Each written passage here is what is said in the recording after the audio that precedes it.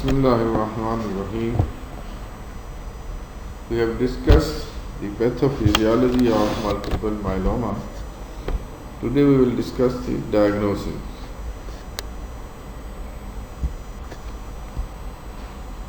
So, this can be discussed under these clinical features.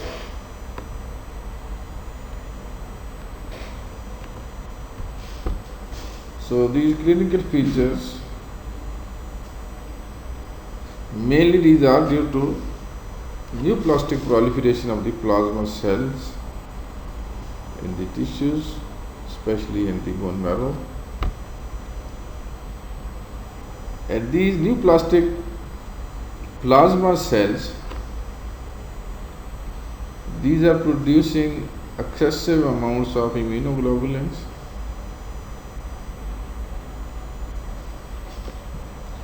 and this neoplastic proliferation also results in suppression of the normal humoral immunity. So the clinical features may be mainly due to the three pathological events occurring in these patients. So we have discussed there is increased osteoclast activity, there is bone desorption. So this will result in bone pains, especially backache. This can result in pathological fractures of the bones. This can result in kyphosis of the patient due to fractures of vertebra. This can result in a loss of height in the patient.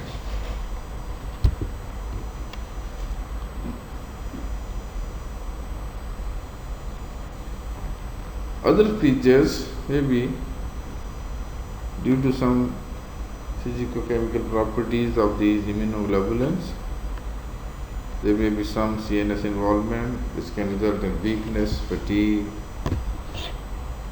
and many of these patients, they have repeated infections because there is suppression of normal humoral immunity. So high level of immunoglobulins can result in functional defects of the platelets. So there may be features of a hemorrhagic tendency like purpura, hemorrhage leading from different body sides. We have discussed the pathophysiology. I have shown you the picture. Many factors can contribute for the renal impairment. So due to renal impairment, there may be thirst, polyuria, nocturia, there may be edema.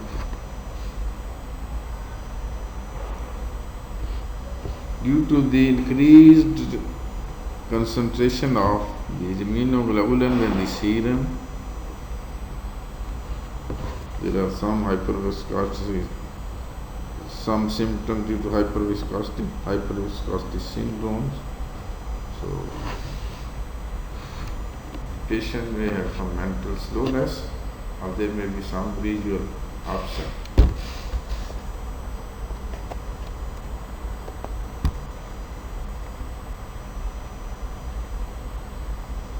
Now, how we will investigate these patients?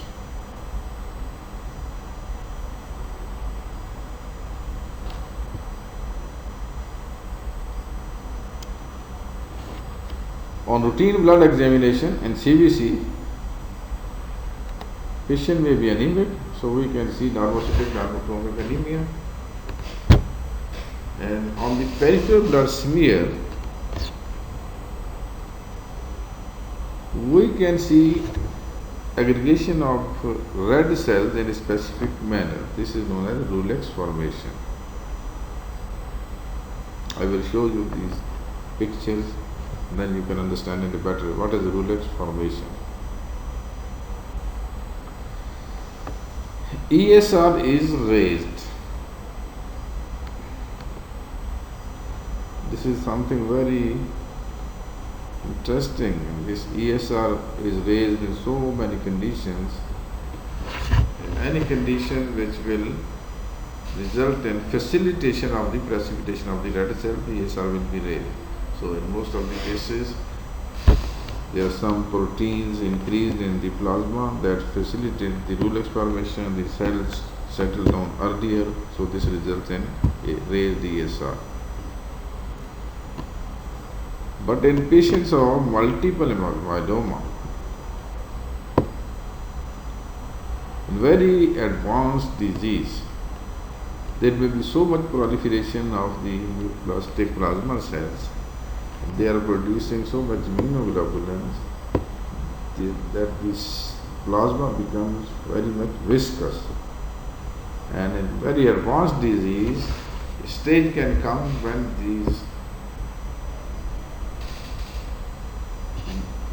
this high concentration of immunoglobulins, this can result in retarding the settling of the red cells. So normally in most of these patients, ESR is very high. For example, in patients maybe ESR is more than 100 if untreated, and very advanced late stage, maybe after 4 weeks we check this again, then this can be shifted to even 0 without any treatment. This is not some improvement in the condition, but this is due to very high production of immunoglobulins and hyperviscous plasma. This is some very typical feature seen in these patients. Serum protein electrophoresis. This is a very important test in these patients to detect monoclonal immunoglobulins. So I will show you these spikes. What are M protein? What is this immunoglobulin spike? So similarly, we can ask for serum immunoglobulins to detect some immunopheresis. Normal immunoglobulins we have discussed, this will be suppressed. So this is known as immunopheresis. We can do this urine electrophoresis to detect these Bent-Jones proteins, because these are light chains, excessive light chains which are filtered through the kidney in the urine, and we can detect these proteins. These are known as Bent-Jones proteins. Before there was a very simple test. If we boil the urine of these patients at some stage, for example between 50 to 70, these will precipitate. Above 50, when we boil it, keep on heating the urine, this will again disappear. So only these will precipitate within a certain range of temperature. So these were known as Bent-Jones protein. This was some test done before, but now we have better alternative. This is urine electrophoresis. Serum urea creatinine, of course, when kidney involvement is there, these will be raised, this will be abnormal. Similarly, there is high turnover of the white cells, so this will result in high uric acid. Uric acid level will be raised in many of these patients.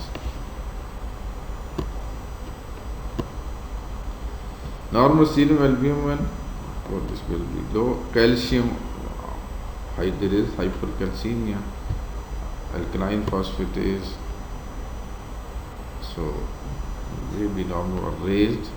Very typical finding in these patients, that is the presence of osteolytic lesions in X-ray in different body organs. If we do the X-ray, for example X-ray of skull or X-ray of the vertebral column, we can see some punched out areas.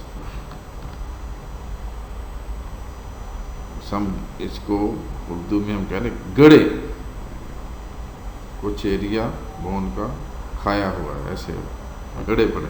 These are known as osteolytic lesions, punched out areas in the bone. This is typical finding in these patients. Now you can see this picture. This is peripheral blood film in multiple myeloma showing Rulex formation. I have discussed this in CBC. It's a typical finding on the peripheral blood smear. The red cells are making some sort of chains. So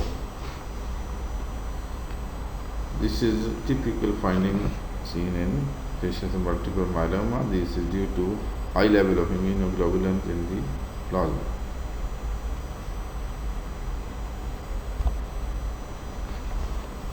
Now this is what we have discussed. M protein or monoclonal proteins. You can see this. This is test showing the serum protein electrophoresis in multiple myeloma, showing an abnormal paraprotein in the gamma globulin region with reduced levels of background beta and gamma globulins.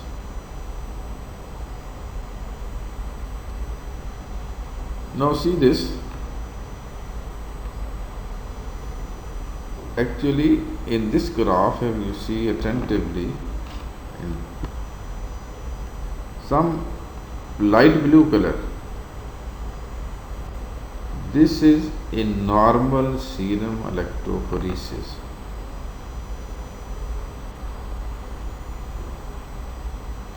You can see this origin. We put the sample here.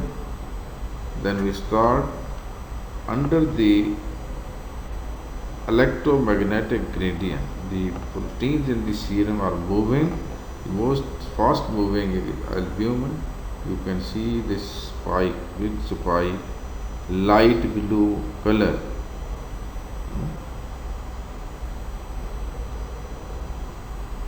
Maxima away from the point of origin. Then behind this alpha 1, then alpha 2, then beta, and then this gamma, very close to the point of origin. So this is normal serum electrophoresis, light blue in color. Now in a patient of multiple myeloma,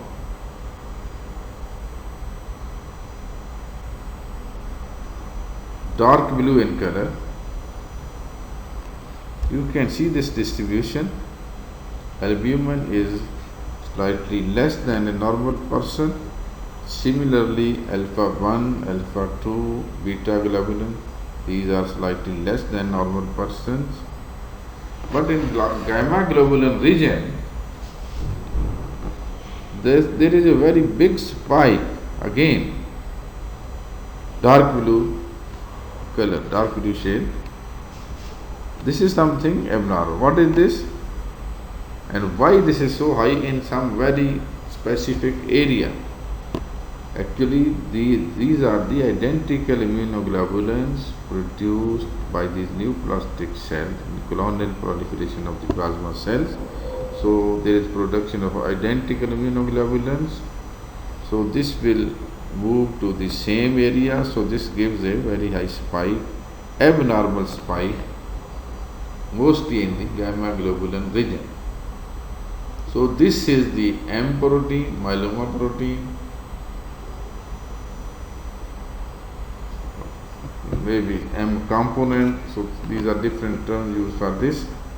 So this is typical finding in these patients on serum electrophoresis.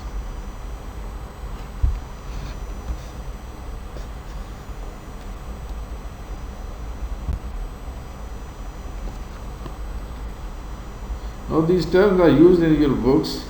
These diagrams are just to explain the same things. We will be able to understand these terms in a better way. We have discussed there are some free light chains. In this picture you can see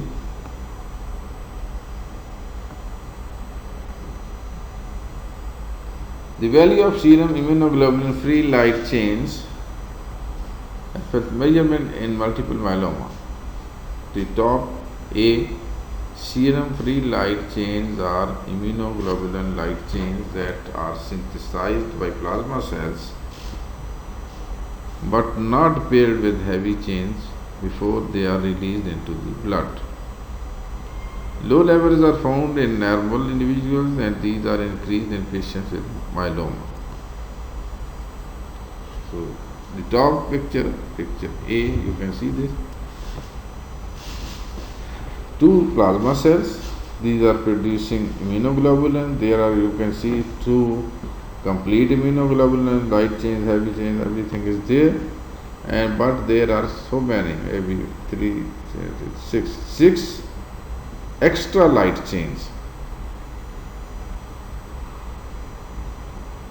So in very little quantity, this may be there in normal conditions.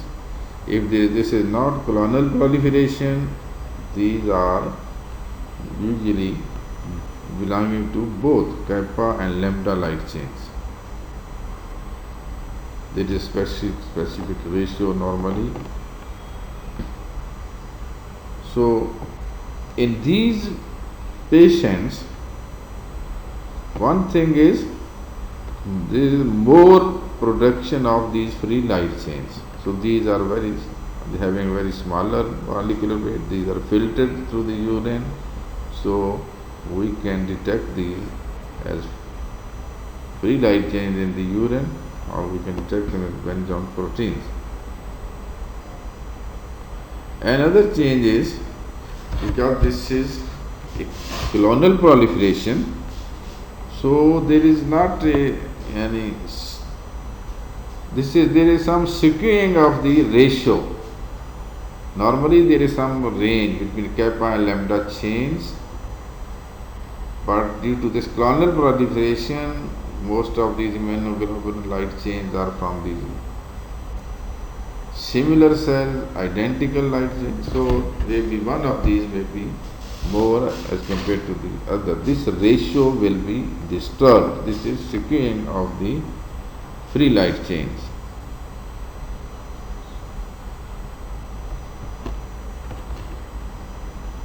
Now lower portion, diagram B, profile of serum free light chains in healthy controls, patients with renal impairment and those with kappa and lambda light chain multiple myeloma. As light chains are normally filtered by the kidney, their levels rise in patients with renal impairment, although the kappa lambda ratio remains normal. So in other patients, when there is renal impairment, so these light chains will be increased in the serum, but their ratio will be same because there is polyclonal proliferation. Kappa, lambda, both light chains are being produced.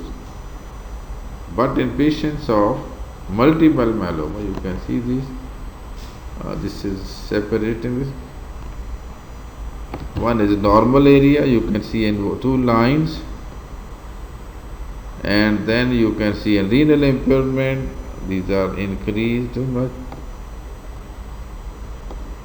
You can see this color, kappa light chain, lambda light chain, bluish are lambda light chain, and red color kappa light chain. So in multiple myeloma, there will be high level of one type of light chain. This is skewing, not in normal ratio. These are produced in excessive quantity, free light chains, and the ratio, normal ratio, is also disturbed. Now, you can see in this picture so many lytic lesions in the skull, punched out areas. I don't know if you can see this arrow or not. So these are the lytic lesions, गड़े खुदे हुए हैं bone के अंदर. This is lytic lesion. osteolytic lesions. This this may be evident in different body parts.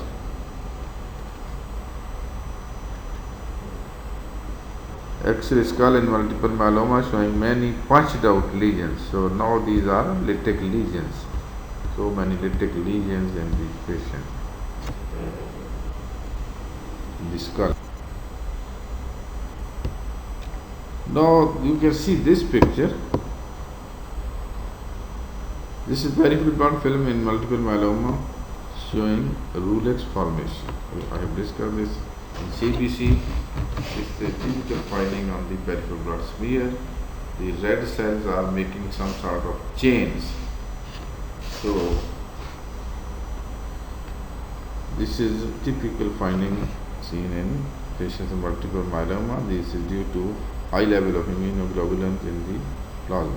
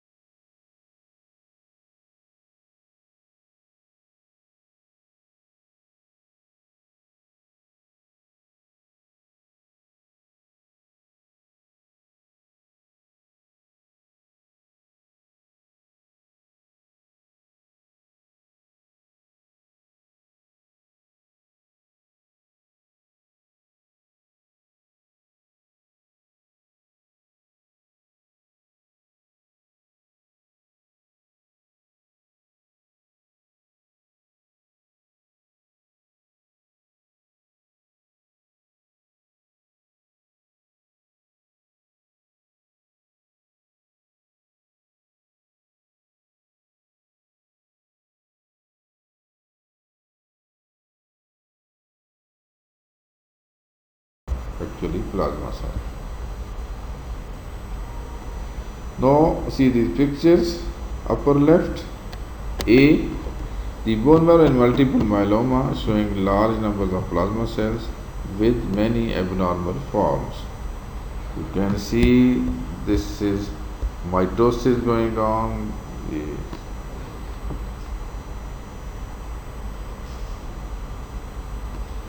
upper top, you can see binucleated cells, different types of cells. All these are plasma cells, myeloma cells. Any of these you can call myeloma cells. Then upper right, picture B, low power view showing sheets of plasma cells replacing normal hemopoietic tissue. So these are again plasma cells at low power, just like histological picture. We can see that these are replacing the normal hematopoietic elements and they are occupying mainly the bone marrow. Now lower left, picture C, immunohistochemical staining of the bone marrow in myeloma with antibody to CD138 revealing extensive numbers of plasma cells. So these abnormal plasma cells, they usually have CD138 positive. So to see their number, we treat them with CD138 antibodies against CD138, and now with this staining, immunohistochemical staining, in this picture, lower left picture C, you can see so many plasma cells giving a positive reaction with this antibody.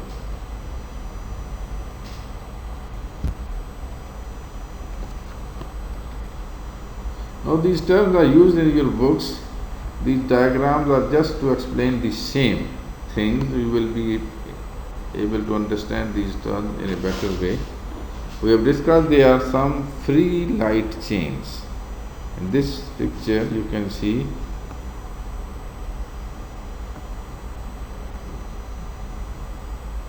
the value of serum immunoglobulin free light chains for measurement in multiple myeloma.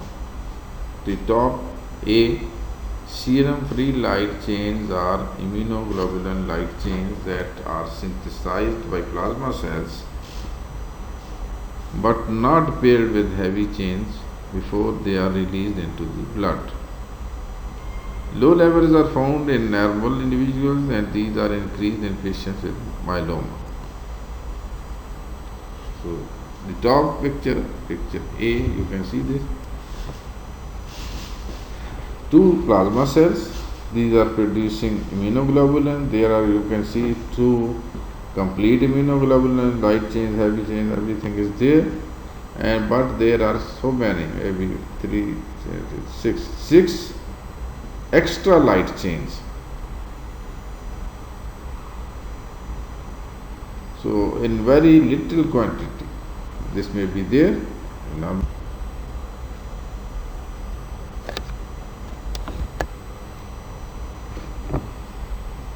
Investigations or diagnostic tests, we have discussed many of these. So we start from simple CBC. In CBC, main finding hormocytic normochromic anemia, and on the peripheral blood smear, we have seen the Rulex formation. Now you will be able to understand these terms in a better way. What is a Rulex formation? What is that? They are forming some sort of chains on the peripheral blood smear. Then if we aspirate the marrow, you have seen the plasma cells, number of plasma cells is increased, maybe more than 30%, at least this should be more than 20%. So this is a definite diagnostic test. So we ask for bone marrow aspirate and trephine biopsy. In trephine biopsy, you have seen this sheet. In lower part, plasma cell infiltration in the form of some sheets, interstitial tissue. This is replacing the normal hematopoietic elements. And in bone marrow smears, you can see large plasma cell with abundant basophilic cytoplasm with a perinuclear clearing, Golgi apparatus. This is due to Golgi apparatus. And eccentric nucleus. This is not in our plasma cell. The nucleus is eccentric. what we can see in these patients, what may be the findings? Number one is the plasma cells are very high in number. Normally these are less than 1% of the nuclear cells in the bone marrow. In these patients, these may be more than 30%, at least more than 20% of the nuclear cells in the bone marrow. And then there are some abnormal plasma cells. We can see these plasma cells with abnormal morphology. Different abnormalities I have shown you in the pictures. So this may be bizarre multinucleated cells. We can see some cells like flames with red cytoplasm, we call them flame cells. Some cells we call mort cells, grape-like cytoplasmic droplets are there. In the cytoplasm of these cells we can see some special inclusions. These are known as Russell body or Dussel body in the nucleus. So these are different abnormal findings or abnormal shapes of the cells.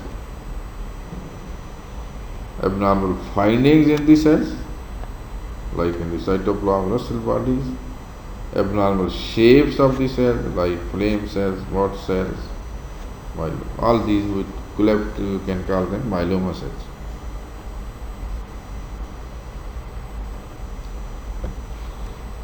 Now, nowadays we can do immunophenotyping, immunohistochemistry. We have seen these steps in immunofixation. We can do flow cytometry to see the surface markers. See in the book there are different surface markers which are positive, especially CD138. This is typical. I have shown you this. We can treat these cells with antibodies against CD38, then we can localize how many nuclear plasma cells are, neoplastic plasma cells are there. So, with these we can identify these neoplastic plasma cells. Immunophenotyping. This is the latest technique. We need a machine flow cytometry. Routine X-ray. We can see radiological X-ray. We can ask for radiological skeletal survey. Where I have shown you these X-rays, especially of skull. So many osteolytic lesions are there. These lesions may be present in different bones in the body in different areas. We can see paraprotein immunofixation. We can quantify from the density of this by these tests how much dense this point or what is that sign of that. We have seen this. There are some bars in that area, IgG, or lambda light chain, this, whatever is there. From the density, we can measure also the quantity of these proteins.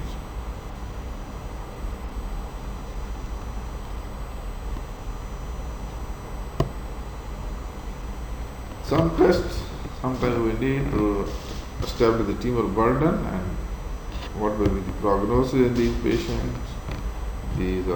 But these are not necessary for diagnosis.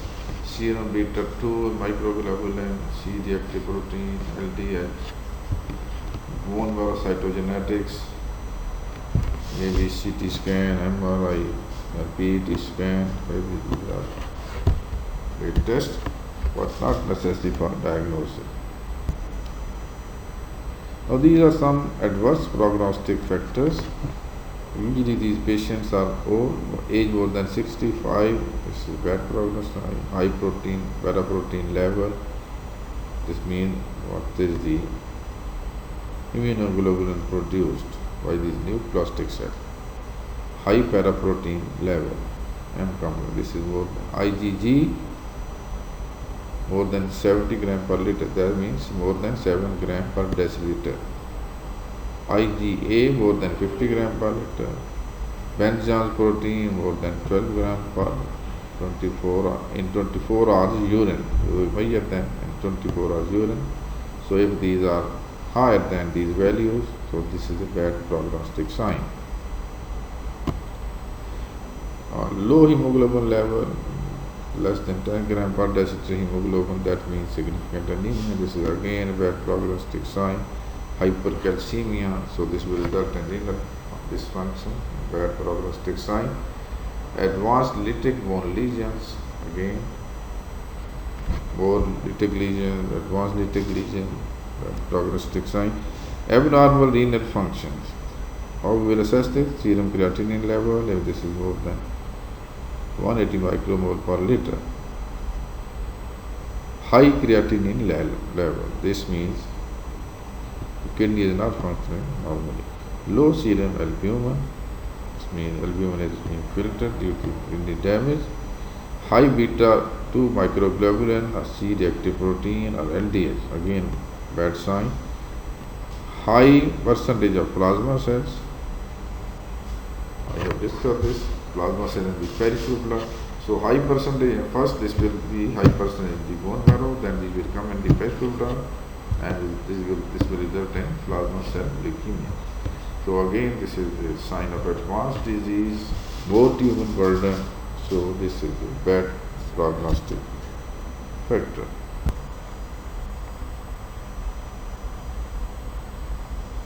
Now, how we will investigate these patients?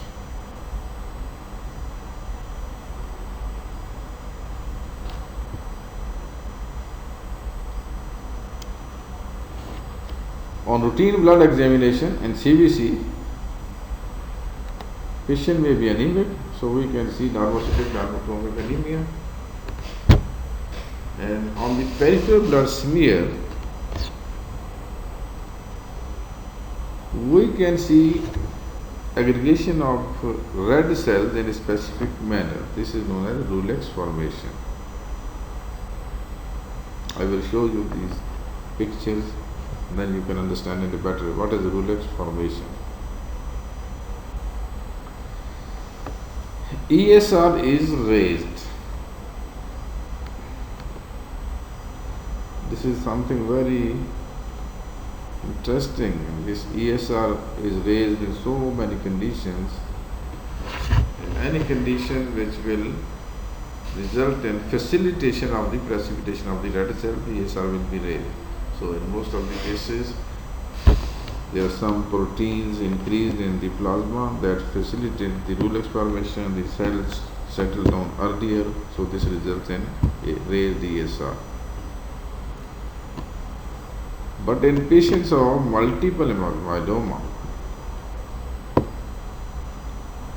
in very advanced disease, there may be so much proliferation of the neoplastic plasma cells.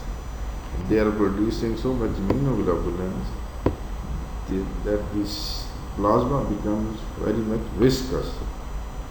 And in very advanced disease, a stage can come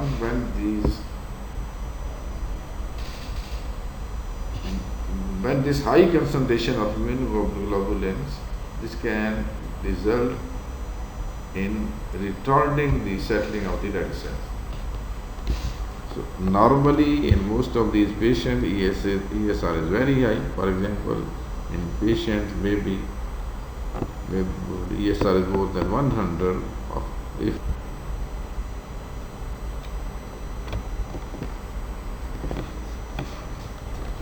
Now this is just for your better understanding,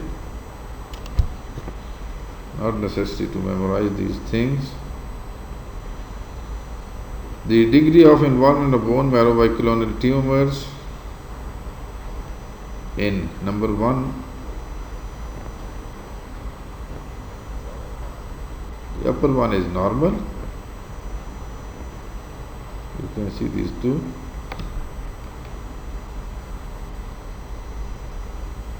In A, MGUS, monoclonal gammopathy of undetermined significance, smoldering and symptomatic myeloma. and plasma cell leukemia associated with the serum IgG or IgA paraprotein. You can see upper picture. First is normal, second is IgG and IgA or light chain monoclonal gammopathy of undetermined significance, then in smoldering myeloma, then symptomatic myeloma. So this can change to extramedullary disease. This can come in the peripheral blood. So then this is known as plasma cell leukemia. Lower portion, monoclonal gammopathy of undetermined significance. First is normal, then IgM, MGUS. The immunoglobulin produced is IgM type. Then smoldering Waldenstrom's macroglobulinemia. Then symptomatic Waldenstrom's macroglobulinemia.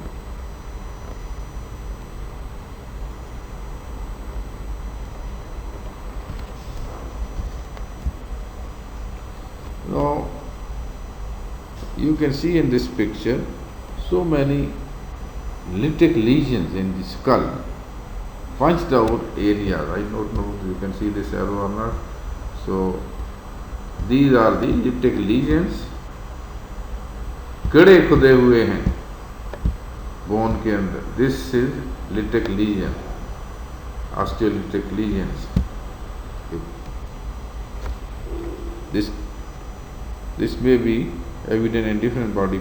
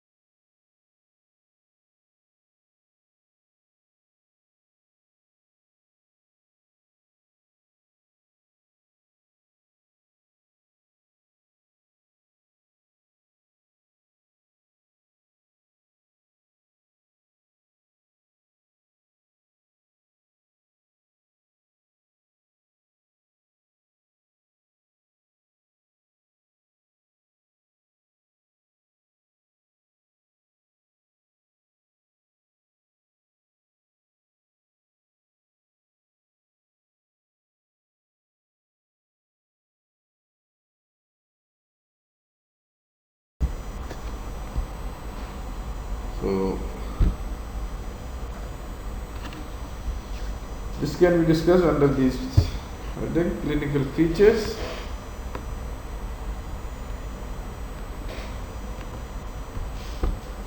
So these clinical features mainly these are due to neoplastic proliferation of the plasma cells in the tissues, especially in the bone marrow. And these neoplastic plasma cells, these are producing excessive amounts of immunoglobulins,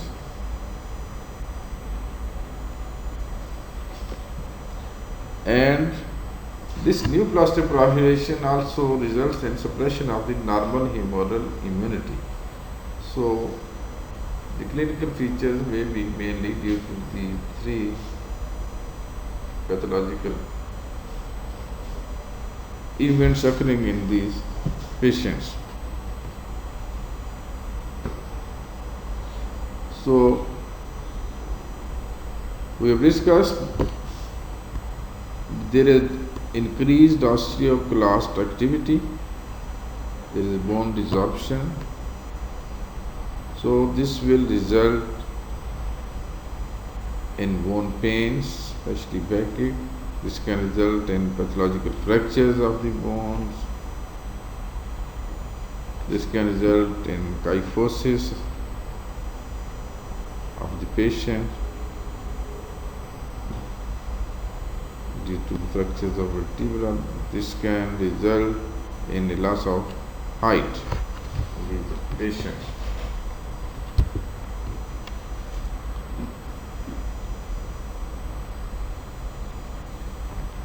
Other features may be due to some physicochemical properties of these immunoglobulins. There may be some CNS involvement. This can result in weakness, fatigue, and many of these patients, they have repeated infections because there is suppression of normal humoral immunity. So, high level of immunoglobulins can result in functional defects of the platelets. So, there may be features of a hemorrhagic. Now, these terms are used in your books. These diagrams are just to explain the same things. We will be able to understand these terms in a better way. We have discussed there are some free light chains. In this picture you can see. Thank you.